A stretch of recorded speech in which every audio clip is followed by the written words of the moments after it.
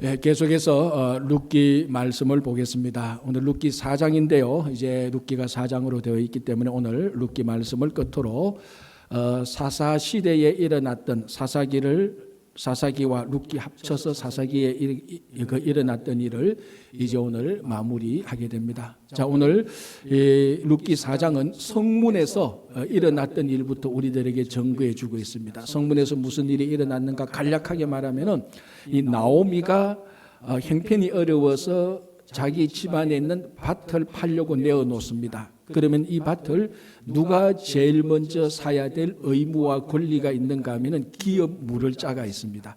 그래서 오늘 룻기 4장을 보면은 아무개라고 나옵니다. 아무개라는 사람이 기업을 이제 그 무르는 자가 되어서 이 밭을 살려고 했는데 가만히 생각해 보니까 이 밭을 자기가 사면은 그 재산에 손해가 될 것 같아서 자기가 기업 물을 권리를 포기하게 됩니다. 그럼 이제 두 번째로 기업 물을 자가 보아스인데 보아스가 기업 물을 자의 포기를 이어서 자기가 대신 나오미 집과 그 모든 것을 기업으로 기업을 무르는 사람이 되어서 그 밭을 사고 그 나오미의 집안을 책임지게 되는 것이 룻기 4장 전반부에 나오는 것입니다. 자, 이 내용을 우리가 정확히 알기 위해서 몇 가지 설명이 필요합니다. 첫 번째는 기업 물을 자가 어떤 일을 하느냐 하는 것을 우리가 이해해야 됩니다. 자, 이제 나오미 집안에서 형편이 어려워서 살기 위해서 밭을 기업으로 내어놓습니다. 자, 밭을 팔려고 내어놓습니다. 그러면은 반드시 첫 번째 기업 물을 자, 그러니까 그 나오미 집안, 엘리멜렉 집안에서 가장 가까운 친척이 기업 물을 자가 되어서 이 사람이 그 밭을 살 책임과 의무와 권한을 가지게 되는 겁니다. 이렇게 해서 이 한 집안의 이 재산이 예를 들어 부동산 같은 이 재산이 다른 지파로 다른 지파로 넘어가지 않도록 하기 위한 것입니다. 자, 여러분 우리가 여호수아를 통하여서 이스라엘 백성들이 가나안 땅에 들어가서 땅을 기업으로 받을 때 중요한 원칙이 있습니다. 한 지파가 물려받은 그 땅에 경계선을 옮기면 안 됩니다. 그리고 다른 지파가 이 지파의 땅을 가져가지 못하도록 하나님께서 율법을 만들어 놓은데 그 중요한 율법이 바로 기업 무르는 자 율법입니다. 이게 뭔가 하면은 지금 엘리멜렉 유다 지파에 있는 속한 엘리멜렉의 이 밭이 만약에 내어놓았는데 다른 지파 사람이 와서 이 밭을 사가면은 이 땅을 사가면은 원래 가나안 땅에서 분배받은 유다 지파의 그 땅이 다른 지파로 넘어가게 되는 것입니다. 그건 하나님께서 원하지 않는 것이었습니다. 각 지파에게 물려준 그 기업을 아름답게 여기고 그 기업 안에서 살도록 해놨습니다. 그래서 기업 물을 자가 그 기업을 물어서 다른 지파에게 넘어가지 않도록 홀드하고 그 지파에서 그 땅을 유지하도록 한 것입니다. 자, 그래서 나오미가 밭을 내놓았는데 기업 물을 자 아무개가 그 밭을 살려고 합니다. 내가 기업을 물어겠소 이렇게 하니까 자, 이게 전부 다 성문에서 일어나는 거죠. 보아스가 옆에 있다가 한 가지 알려줍니다. 아무개시 당신이 나오미의 밭을 사서 기업 무르는 자가 되는데 참 좋소. 그러나 한 가지 알아둬야 되는 게 있어. 당신이 이 밭을 사서 기업 무르는 자가 되면은 지금 나오미 집에는 아들이 없어.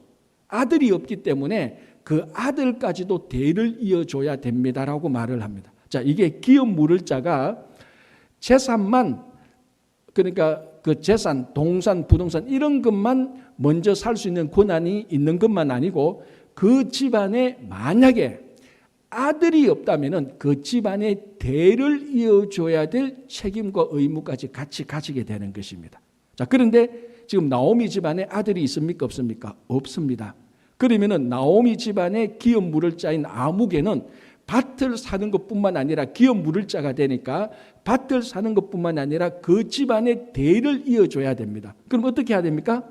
나오미와 결혼을 하든지 룻과 결혼을 해서 아들을 낳아야 됩니다. 그런데 나오미는 이미 늙어서 자기는 결혼해도 생리적으로 자녀를 가질 수 없으니까 안 되고 룻과 결혼을 해야 되는 겁니다. 그러면은 아무개는 룻과 결혼을 해서 아들을 낳으면은 이 아들을 자기 호적에 등록하는 게 아니고 엘리멜렉 가문에 등록을 해서 양자로 줘야 됩니다. 그러면 무슨 일이 생기는가? 이 아무개의 재산에 장자가 돌아갈 재산을 그 아무개하고 룻하고 난 아들에게 넘겨줘야 되는데 이 아들은 누구 아들? 자기 아들? 자기 아들이 아닙니다. 엘리멜렉의 아들입니다. 그러면은 자기가 난 아들이 자기 아들도 안 되고 자기가 가지고 있는 재산의 장자권을 엘리멜렉의 집에 넘겨줘야 되는 겁니다. 가만히 계산하니까 이익입니까? 손해입니까? 손해죠. 우리말로 하면 죽 써서 남 주는 꼴이 되는 거예요. 그래서 이 아무개가 가만히 생각하니까 오늘 룻기 4장을 보면 내가 재산에 손해가 있을까 하여 나는 기업 무르는 자를 포기하겠다라고 말합니다. 자, 그러니까 보아스가 옆에 있다가 너 다음에는 내가 기업 물을 자가 된다. 그리고는 아무도 없다. 그러면은 보아스는 나는 나오미의 밭을 사겠다. 그리고 그 집안에 대도 이어주겠다. 그러면은 그러면은 보아스는 나오미 말고 누구하고 결혼을 하게 됩니까? 룻과 결혼을 하게 되는 거죠. 요게 사실은 보아스가 제일 원했던 거죠. 우리가 룻기 3장을 보지는 않았지만 룻기 3장에 무슨 내용이 나오는가 하면은 룻과 보아스가 만나서 서로 사랑하고 존경해서 결혼을 하기로 결정을 합니다. 그래서 보아스가 룻과 결혼하는 방법은 친척이니까 이 기업 무르는 자가 되어서 마침 그 집안에 자녀가 아들이 없으니까 보아스가 룻과 결혼해서 아들을 낳아서 그 기업 무르는 자로 엘리멜렉의 집에 양자로 주고 그렇게 할 보아스의 마음이 있었던 것이었습니다. 물론 보아스는 아무개가 계산했던 그 손해를 보아스도 그대로 자기가 안겠다는 것입니다. 자, 그러면은 이 아무개라는 사람은 재산상에 손해가 끼칠까 해서 기업 무르는 자의 권리를 포기했습니다. 이게 어떻게 보면은 우리가 살아가는 일반인들의 삶의 방식이죠. 아까 제가 얼핏 말씀드렸다시피 이거 가만히 보니까 남 좋은 일만 시키는 거예요. 사실 남은 아니지만 친척이지만 그래도 자기 좋은 일이 아니고 가만히 보니까 대도 이어주고 재산도 떼줘야 되고 아니 이건 남 좋은 일만 하고 자기는 손해를 보니까 안 하겠다 하는 것이 이것이 사실은 오늘날 우리 삶의 일반적인 판단입니다. 그런데 보아스는 그 손해를 아무개가 계산했던 그 손해를 자기는 짊어지겠다는 겁니다. 기꺼이 짊어지겠다. 왜? 첫 번째, 보아스는 룻을 좋아하고 룻과 결혼하기를 원하니까. 두 번째, 바로 기업 무르는 자의 책임과 의무를 다하겠다는 것입니다. 자, 기업 무르는 자의 책임과 의무는 자기 가장 가까운 친척의 어려움을 돌봐주는 것입니다. 그래서 그 친척이 망하는 것을 막아내고 그리고 그 친척을 살리고 자기 가문을 살리는 것이 기업 무르는 자의 책임과 의무입니다. 당연히 보아스도 지금 나오미 집안의 기업 무를 자가 되면 자기 이름으로 된 자기 개인으로 된 손해는 많이 있습니다. 그러나 보아스는 그 손해를 무릅쓰고라도 룻을 사랑하니까 결혼을 하고 하나님 앞에서 기업 무르는 자에 대한 책임과 의무를 기꺼이 감수하게 되는 것. 자, 여기서 이제 우리가 하나 알 수 있는 것이 무엇입니까? 바로 보아스는 자기 재산의 손해 그것보다 더 중요하게 여긴 게 있습니다. 그건 바로 룻과의 사랑이었고 하나님 앞에서 자기에게 준 기업 모르는 자에게 준 책임과 의무를 다 하는 것입니다. 저는 이 본문을 보면서 누가 생각이 나는가 하면은 에서와 야곱이 생각납니다. 꼭 일치하지는 않지만은 에서를 한번 보십시오. 에서는 야곱의 장자였습니다. 그래서 이 에서는 장자권을 가지고 있었는데 사냥하고 돌아온 다음에 배가 고팠습니다. 그래서 동생 야곱이 주는 팥죽과 떡을 먹었습니다. 다시 말하자면 육신의 이익을 위하여서 떡과 팥죽을 먹고 야곱이 제안하는 장자권을 가볍게 여기고 야곱에게 넘겨줬습니다. 여기 가만히 보면은 이 에서가 한 행동이 가만히 보면 이 아무개라는 사람이 기업 무르는 자의 이 권리를 보아스에게 넘겨준 거하고 별 차이가 없습니다. 이 아무개라는 사람은 자기 재산의 손해를 보지 않기 위하여서, 그러나 에서는 육신의 이익을 위하여서, 사실 똑같은 맥락이죠. 그러나 에서나 아무개나 육신의 이익을 위하여서 또는 물질의 손해를 보지 않기 위하여서 자기에게 준 그 하나님의 귀한 권리, 장자권, 그리고 기업 물을 자의 이 권리를 쉽게 포기해버립니다. 그러나 야곱은 자기 팥죽과 떡을 손해를 보아가면서까지도 형의 장자권을 자기가 가지려고 합니다. 보아스는 그 재산을 그 밭을 자기가 사서 또 아들을 낳아서 엘리멜렉이 집안에 호적 다 해주고 재산 다 주는 그런 손해를 봐가면서까지도 하나님께서 자기에게 준 권리와 의무와 책임을 다하고자 하는 것입니다. 성도가 이래야 되는 거 아닙니까? 성도가 하나님께서 성도에게 주신 권리와 의무와 책임을 다하고 그걸 기뻐하는 것이 성도입니다.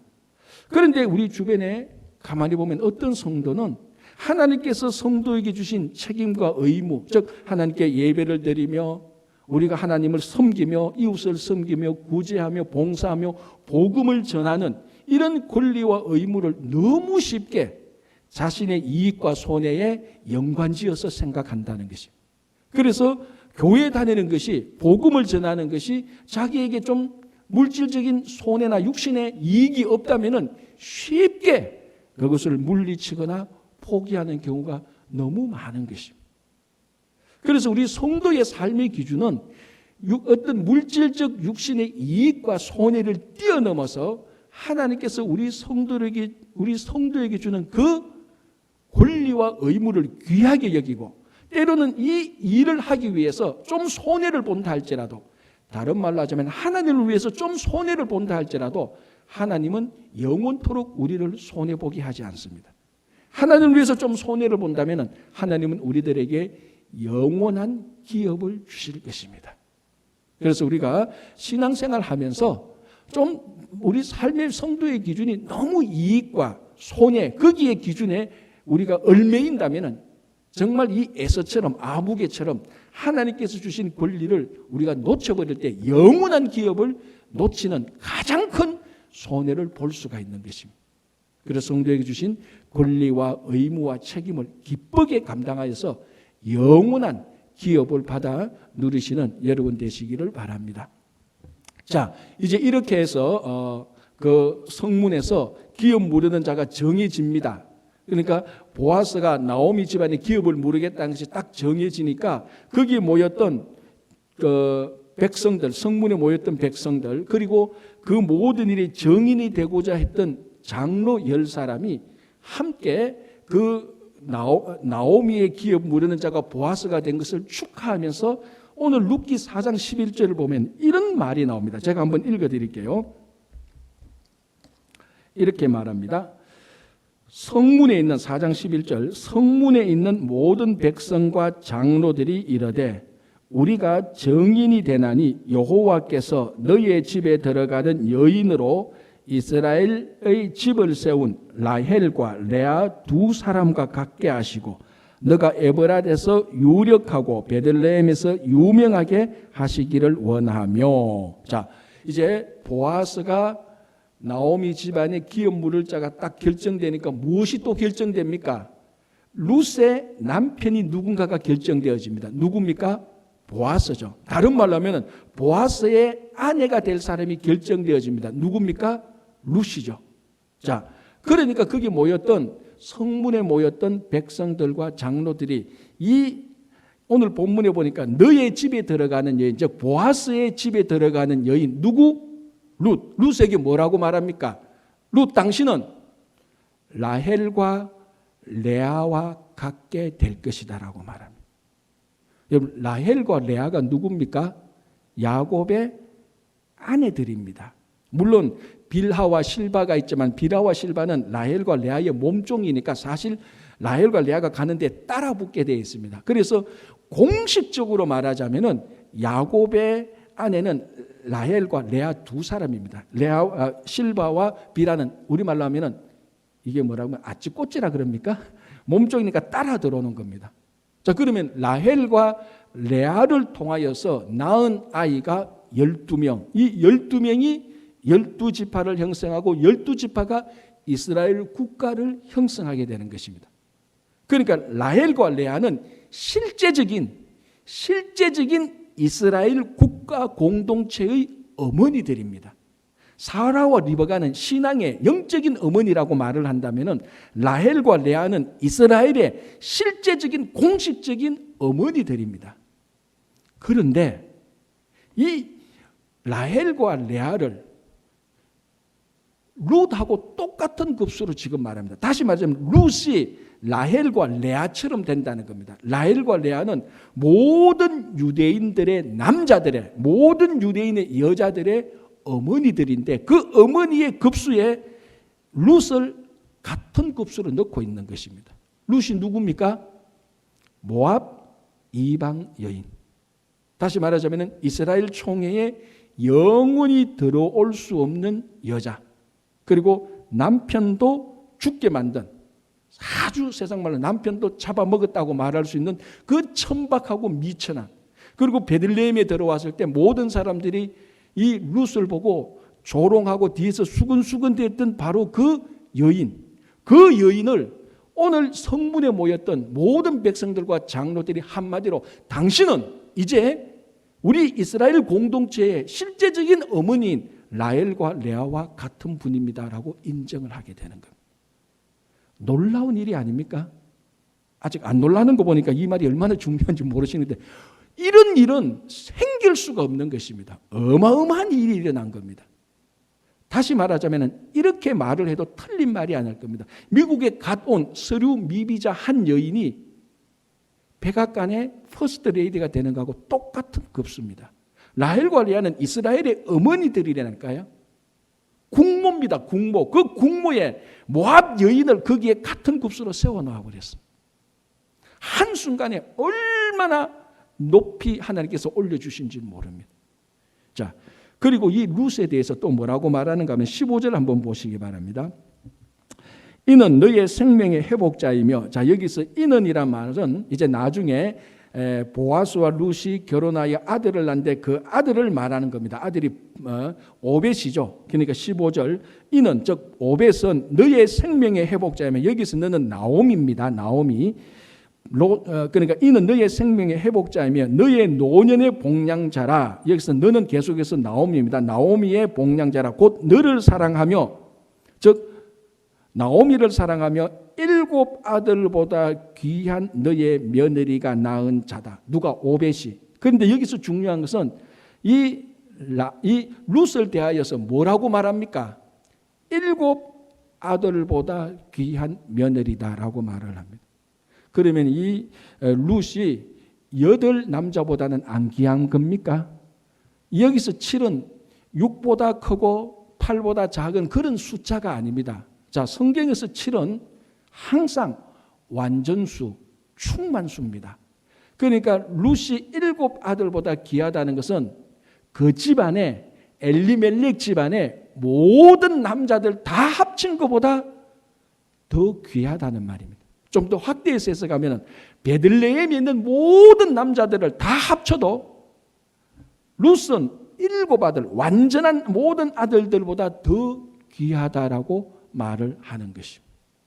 그러니까 우리가 1장에서 봤듯이 나오미가 베들레헴에서 모압으로 갈 때는 3명의 남자들이 있습니다. 엘리멜렉, 말론, 기론이 있었는데 돌아올 때는 3명의 남자가 다 죽고 룻과 함께 왔는데 우리가 앞에서 본 대로 나는 빈손으로 와서 남자들 다 죽었으니까 나는 빈손이여 텅텅 비어서 하나님이 나를 이렇게 해서, 그런데 옆에 룻이 있는데 이 룻은 7 아들보다, 아니 숫자적으로 말을 해도 엘리멜렉, 말론, 기론 3명의 남자들보다 훨씬 더 귀한 사람이 이 룻이라는 것입니다.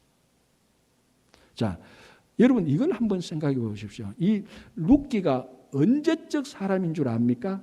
언제적 사람입니까? 지금으로부터 몇 년 전? 3,000년 전 사람입니다, 여러분. 3,000년 전. 이 룻이 BC 기원전 1000년 전 사람입니다.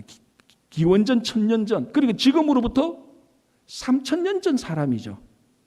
여러분 우리 한국 역사를 보면은 기원전 BC 1000년이 어느 나라인 줄 압니까? 당군 조선 고조선 시대 때요. 청동기 시대 때요. 그때는 기록도 없어요. 글자도 뭐 아무것도 없고 좀 과격하게 말하면 사람이 짐승처럼 살던 때입니다. 한겨울 되면 추워가지고 짐승 한 마리 잡아가지고 그 털, 그 가죽에서 이렇게 더 덥고 굴 속에 살고 움막 같은 것을 지어 사는데 얼핏 보면 움막에 있는 것이 사람인지 짐승인지 구별 안 되는 시대. 그때가 지금으로부터 3,000년 전 시대예요. 룻이 여러분 자꾸 룻 그러니까 100년 전 200년 전 시대 사람이 아니에요. 3,000년 전 시대 사람. 그때 베들레헴에 우리가 말하는 가부장 제도, 여자는 사람 취급도 안 하는, 우리 잘 알듯이 인구조사를 해도 여자는 인구조사도 하지 않는, 게다가 이방 여인, 모압 여인, 게다가 율법에서 이스라엘 총회에 영원히 들어주도록 못하도록 했는 이 한 여인 한 사람이 베들레헴에 있는 모든 남자들보다 더 귀하다라고 말을 했습니다. 하나님께서 이 룻을 얼마나 존귀하게 보는지 모릅니다. 다시 말씀드리자면 베들레헴에 룻이 들어왔을 때 그 남자들, 그 아낙네들은 전부 다 벌레처럼 짐승처럼 봤던 이 룻 하나가 베들레헴에 있는 모든 남자들보다 훨씬 더 귀하다는 말입니다. 놀라운 말입니다. 여러분, 우리가 룻기를 보면은 룻기에는 하나님의 초자연적인 기적이 나타나지 않습니다. 우리 사무엘 상하, 열왕기, 출애굽기, 창세기 보면 하나님의 기적이 널려 있습니다.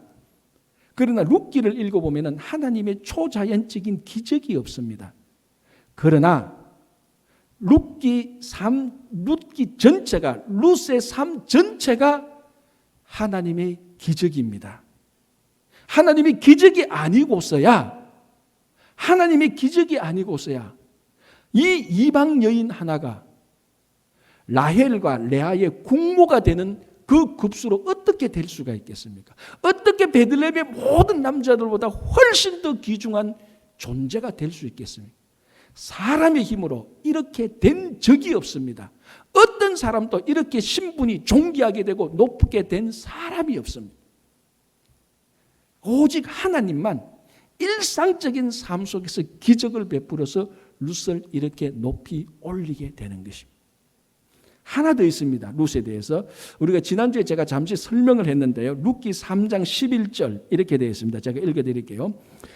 그리고 이제 내 딸아 두려워하지 말라. 이것은 보아스가 룻에게 하는 말입니다. 이제 내 딸아 두려워하지 말라. 내가 너의 말대로 너에게 다 행하리라.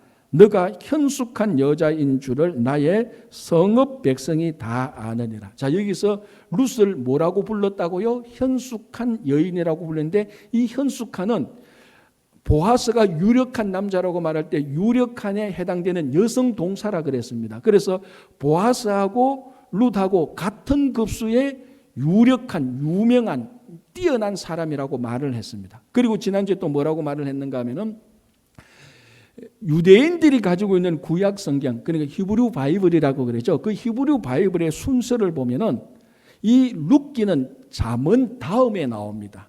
우리가 보는 룻기는 사사기 다음에 나오지만은 그러니까 순서가 다릅니다. 유대인들이 지금 보고 있는 성경책을 보면 이 잠언은 잠언 다음에 룻기가 나옵니다. 왜냐하면은 잠언의 지혜가 뭡니까? 지혜잖아요, 지혜.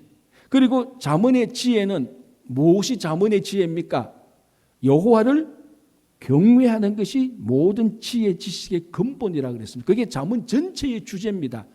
잠언이 말하는 지혜는 하나님을 경외하는 것 그 자체가 지혜다라고 말을 하면서 잠언이 31장까지 되어 있는데 잠언 31장 10절부터 31절 끝까지 22절은 전부 다 지혜의 여인에 대해서 서술을 하고 있습니다. 그래서 잠언이 끝납니다.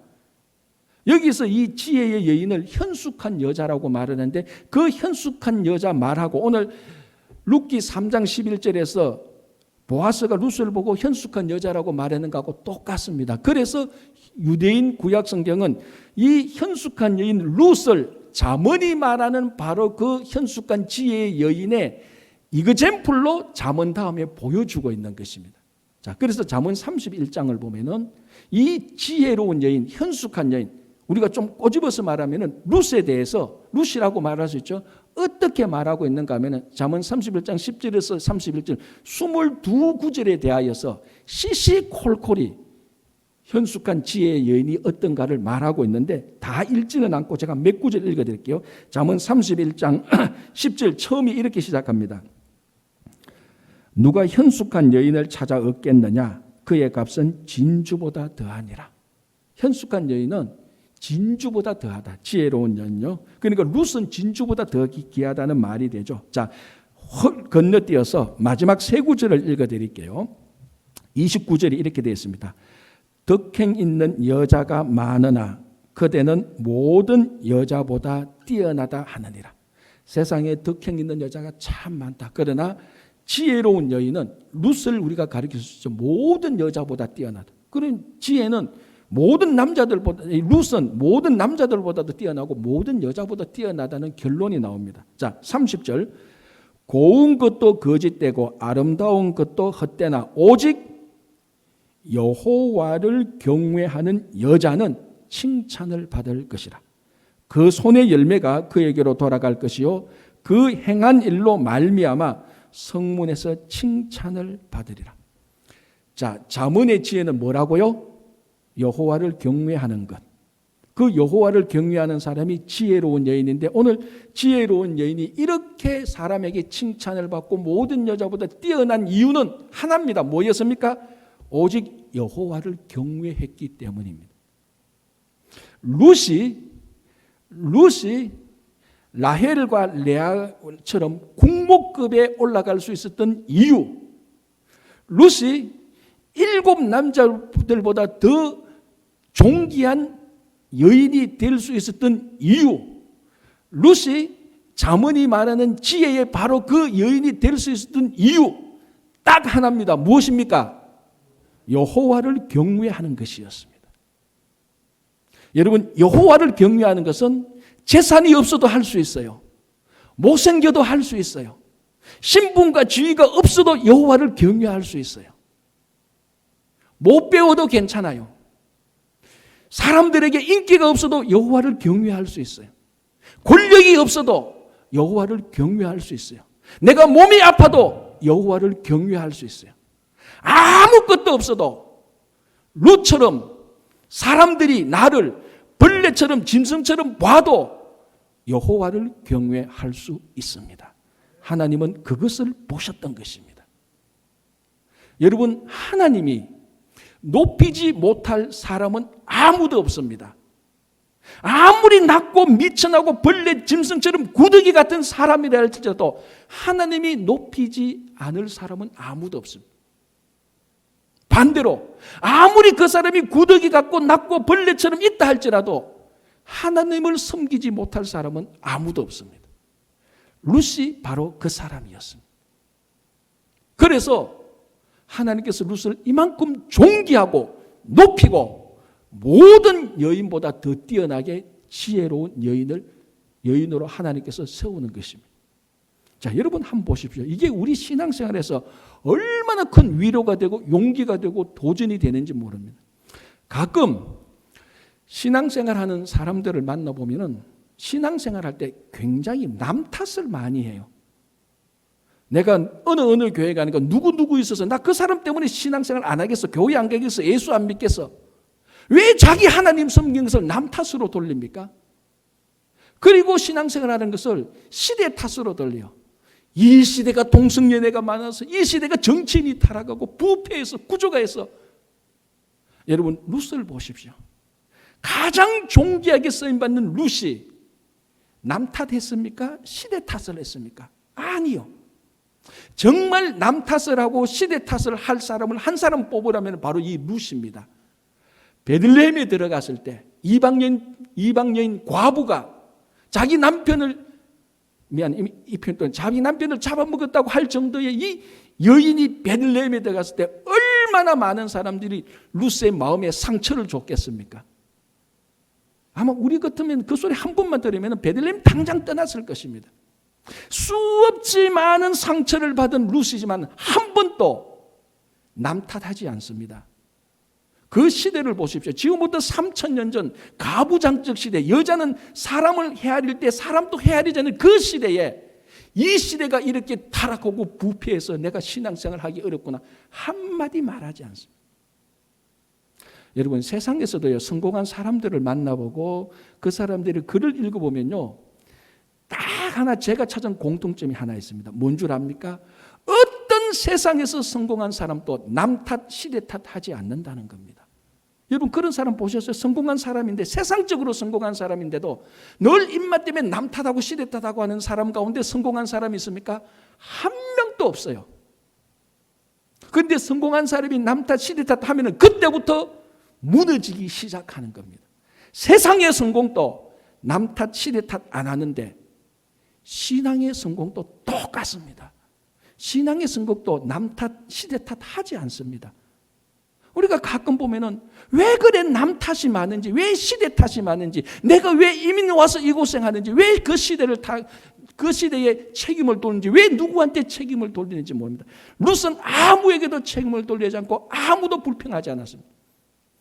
벌레처럼 짐승처럼 사람이 봐도 자기는 하나님을 경외하는 여자가 되었습니다. 지혜로운 여자가 되었고 국모급의 이스라엘의 실제적인 어머니와 같은 존재가 되었고 베들레헴의 모든 남자들을 합친 것보다 더 존귀한 사람으로 하나님께서 세워주시는 것입니다. 그래서 오늘부터 당장 여러분들이 정말 오늘 성공학 강의는 아니지만 세상으로부터 성공하려고 한다면, 아니 그건 둘째치고 정말 신앙으로 성공한다면 지금부터 어떤 이유든지 남 탓 시대 탓 하지 마십시오. 그때마다 룻을 생각하십시오. 룻을 보십시오. 정말 하나님께서 얼마나 존귀하게 세운 여인인지 모릅니다. 이방 여인, 그 모압 여인 한 사람을 데리고. 자, 이제 이 룻이 신앙의 열매를 맺습니다. 보아스와 결혼하여서 신앙의 열매를 맺는데 그 신앙의 열매가 오벳입니다. 그런데 룻기는 족보로 끝이 납니다. 거기 룻기 4장 이제 18절부터 나오죠. 4장 18절부터 족보가 나서 18, 19, 20, 21, 22 다섯 구절의 족보가 나오는데 이 족보의 마지막은 다윗으로 끝납니다. 그러니까 히브리어 원어로 보면 룻기 4장의 마지막 단어가 뭔 줄 압니까? 다윗이에요. 룻기 4장의 마지막 단어가. 우리 한국말은 다윗을 낳았더라가 마지막이지만 원래 원어는 룻기의 마지막 단어는 다윗입니다. 다시 말하자면 사사기와 룻기는 전부 다 사사시대에 일어났던 일입니다. 사사시대에 일어났던 모든 일의 마지막 결론은 다윗 한 단어로 끝납니다. 그래서 오늘도 보니까 룻기는 다윗을 낳았더라라고 끝납니다. 룻이 가장 잘한 것은 오벳을 낳았고 그 오벳을 통하여서 다윗을 낳은 것이 가장 훌륭한 신앙의 열매입니다. 바로 이것 때문에 룻기는 모든 존귀한 지혜로운 그리고 귀하게 된 여인입니다. 자, 다윗이 어떤 사람입니까? 다윗 모르는 사람 여기 어디 있습니까? 다 알지요. 사무엘서 읽어보면 다윗이 어떤 사람인가 잘 나와 있습니다. 그러나 오늘 본문과 연관해서 우리가 다윗을 살펴보려면 사울을 먼저 살펴봐야 됩니다. 사울이 누굽니까? 이스라엘의 첫 번째 왕. 자, 이 사울이 첫 번째 왕이 되어서 사역을 하다가 하나님께 버림을 받게 됩니다. 무슨 사건 때문에? 아말렉 사건. 하나님께서 사울이 아말렉과 싸울 때 하나님께서 선지자 사무엘을 통하여서 사울에게 말합니다. 아말렉 사람은 너무 타락하고 부패했기 때문에 전쟁에서 이기면은 하나님께서 이기도록 해줄 테니까 그 사람을 전부 다 진멸하라 그랬습니다. 그런데 사울이 아말렉 사람들과 전쟁에서 하나님께서 이기게 해주었는데 아각, 즉 아말렉 사람의 왕 아각을 살려두고 기름진 짐승과 어린 양을 몰래 가지고 왔습니다. 그걸 사무엘 선지자가 알고 지적하니까 사울이 뭐라고 말합니까? 이 기름진 짐승과 어린 양은 백성들이 말을 하는데 이것 가지고 하나님께 제사를 드리면 좋겠다라고 해서 나도 들어보니까 그 말이 옳아서 그래서 기름진 짐승과 양을 이렇게 안 죽이고 가져왔습니다. 그때 선지자 사무엘이 뭐라고 말합니까? 그 유명한 순종이 제사보다 낫다라고 말을 합니다. 왜 하나님께서 진멸하라고 한 그 하나님의 말씀에 순종하지 않고 왜 기름진 짐승과 어린 양을 놔두고 아각을 왜 살려뒀냐? 하나님의 말씀대로 하지 않고 자기 소견에 옳은 대로 했습니다. 그래서 하나님께서 사울을 버립니다. 그래서 사무엘상을 보면 이렇게 말합니다. 사울 보고 사울 너가 하나님의 말씀을 버렸기 때문에 하나님 또 사울을 버린다라고 말을 합니다. 사울이 왜 버려졌습니까? 왕이 왜 버려졌습니까? 하나님의 말씀대로 하지 않고 자기 소견에 옳은 대로 했습니다. 하나님께서 그 왕을 폐위시켜 버렸습니다. 그리고 두 번째 왕으로 다윗을 하나님께서 임명해서 기름 부어서 다윗이 왕이 됩니다. 자, 이제 이 다윗이 왕으로 사는 일은 여러 가지 많은 일인데 사무엘상 23장을 보면은 이 다윗이 왕이 있을 때 블레셋 사람이 한 번은 그일라를 쳐들어옵니다. 그래서 그일라 사람들이 부랴부랴 다윗 왕에게 와서 우리를 도와달라고 말합니다. 그래서 다윗이 그일라를 도와주려고 하기 전에 다윗이 뭘 합니까? 여호와 하나님께 물어봅니다. 하나님, 블레셋 사람이 도와달라고 하는데 도와줄까요? 여호와 하나님께서 가서 도와주라라고 말합니다. 하나님의 뜻이 무엇인 줄 알고 하나님 뜻에 속인 대로 옳은 대로 블레셋 사람을 도와주러 가보니까 그일라 사람을 도와주러 가보니까 블레셋 군대가 쳐들어왔어요. 그럼 도와주려고 하면 블레셋 군대하고 전쟁을 해야 됩니다. 전쟁하면 되잖아요. 하나님께서 도와주라 그러는데 또 묻습니다. 하나님, 블레셋 군대와 전쟁을 해야 됩니까? 하나님께서 블레셋 군대와 전쟁을 해라. 너가 하나님께서 이기도록 해주겠다라고 말합니다. 여러분 사무엘서를 여러분이 한번 읽어보고 다윗의 행적을 읽어보십시오. 어떨 때는요 인간적으로 짜증날 정도로 자꾸 하나님께 물어봐요. 이거 안 물어봐도 되는데. 자, 그일라 사람을 돕기 위해서 블레셋 사람과 전쟁하는데 안 물어봐도 됐는데다 계속해서 물어봅니다. 왜? 하나님의 소견에 옳은 대로 하고 싶어서. 왕인데도 자기 소견에 옳은 대로 안 하고 싶은 겁니다. 하나님의 뜻대로 하나님의 소견에 옳은 대로 하고 싶습니다. 그래서 다윗의 별명이 하나님의 마음에 합한 사람 아닙니까? 그래서 룻기 4장은 다윗으로 끝이 납니다. 자, 사사기는 어떻게 끝납니까? 그때에 이스라엘의 왕이 없으므로 사람이 각기 자기 소견에 옳은 대로 행했다. 이게 사사기의 마지막이었습니다. 사사기는 사사시대 얘기는 이렇게 끝나지 않고 룻기로 넘어와서 룻을 통해서 다윗을 하는데 룻의 마지막, 사사시대의 마지막은 다윗이라고 말했습니다. 다윗은 누구였다고요? 왕. 사사기 마지막은 왕이 없었다고 말을 했습니다. 그런데 이제 룻기 끝은 왕이 나타납니다. 그리고 이 왕은 철두철미하게 자기 소견에 옳은 대로 행하지 않습니다. 하나님의 소견에 옳은 대로 행합니다. 그래서 사사시대 때에 왕이 없어서 사람들이 자기 마음대로 할 때 학살과 약탈과 방화와 온갖 추하고 어두운 일들이 다 생겼습니다. 그러나 사사시대의 다른 이야기 룻이 나타날 때부터 그 어둠이 물러가기 시작하고 좌절과 슬픔이 회복되기 시작합니다. 룻, 하나님의 뜻대로 하는 한 여인이 나타남으로 말미암아 사사시대가 회복되기 시작하는데 이 다윗에서 모든 사사시대의 것이 다 해결됩니다. 왕이 없었는데 왕이 있고 사람이 자기 뜻대로 마음대로 했는데 다윗이 하나님의 뜻대로 행하기 시작했습니다. 자, 그런데 이 룻기가 마지막으로 진짜 가르치고 있는 사람은 예수 그리스도입니다. 이 다윗의 자손을 통하여서 룻의 자손을 통하여서 다윗이 낳고 다윗의 자손을 통해서 예수 그리스도가 나타났는데 예수 그리스도야말로 왕 중의 왕입니다. 정말 사사시대에는 왕이 없었는데 예수 그리스도가 이 땅에 오심으로 말미암아 정말 이 세계의 진짜 왕이 나타나셨습니다. 그리고 이 왕 되신 예수 그리스도께서는 철두철미하게 하나님의 뜻대로 행하셨습니다. 겟세마네 동산에서 십자가를 질 때도 그게 너무나 고통스러워서 십자가를 지지 않고 싶었지만 하나님의 뜻이 무엇인가를 알고 자기 소견에 옳은 대로 행하지 않고 하나님의 뜻에 순종해서 십자가를 지셨습니다. 그 왕 되시는 예수 그리스도께서 오늘 우리와 함께 할 때 우리가 어떻게 이 사사시대와 같은 사사기와 같은 학살과 약탈과 방화와 어두움과 온갖 탈옥과 부패가 있는 이 시대를 어떻게 희망과 빛과 생명과 구원으로 다시 회복시키겠습니까? 딱 하나입니다. 우리에게는 왕이 있습니다. 우리는 이제 우리 뜻대로 행하지 않고 왕 대신 예수 그리스도 주의 뜻대로 행하기 시작할 때 이 시대의 사사기와 같은 어두움과 타락과 부패는 사라지기 시작하고 빛과 희망과 생명과 구원이 오기 시작하고 끝까지 따라갈 때 그것이 우리에게 완성으로 나타나게 되는 것이. 여러분, 정말로 우리가 성도로서 살아갈 때 이익과 손해, 거기에 너무 얽매이지 마십시오. 우리가 진짜 얽매여야 되는 것은 성도에게 준 하나님의 권리, 의무, 책무입니다. 이것을 잘 수행할 때 하나님 우리 각자에게 영원한 기업을 주시는 것입니다. 여러분, 룻을 보십시오. 여기 있는 우리 모두는 다 룻보다 다 나은 존재입니다. 그 벌레 같은 짐승 같은 룻도 하나님께서 높이 올립니다. 이유는 하나입니다. 하나님을 경외했습니다.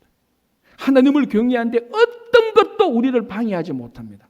우리는 충분히 하나님을 경외할 수 있습니다. 그리고 여러분, 정말로 이제부터 다시 한번 우리는 왕 대신 예수 그리스도를 섬기며 왕 대신 예수 그리스도의 뜻을 따라서 내 속에 옳은 것은 꺾고 주님의 뜻에 옳은 대로 살아가시는 여러분 되시기를 바랍니다. 기도하겠습니다.